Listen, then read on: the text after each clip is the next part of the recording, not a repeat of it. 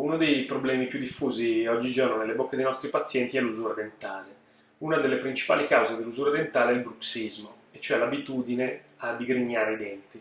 Un'abitudine che è per lo più notturna, ma che nei casi più gravi può essere anche diurna. Questa è una parafunzione, cioè una funzione non fisiologica, non normale, che porta principalmente a due problemi. Uno, un affaticamento muscolare e due, un'usura dentale. Come facciamo ad accorgerci di bruxare, di essere affetti da questa parafunzione? Un sintomo può essere quello di una sensazione di tensione o dolore alla muscolatura masticatoria al risveglio, perché un'attività molto intensa notturna può portare appunto a questa sensazione di tensione.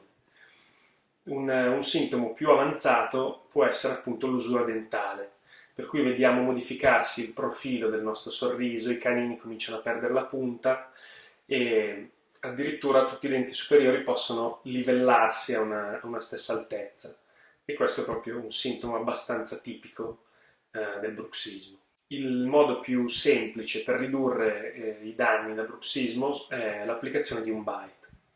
Un bite che ha principalmente due scopi.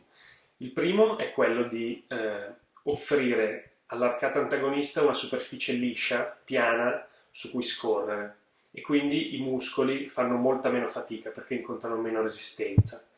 In secondo luogo, diciamo, si consuma al posto dei nostri denti, per cui salvaguarda la nostra struttura dentale.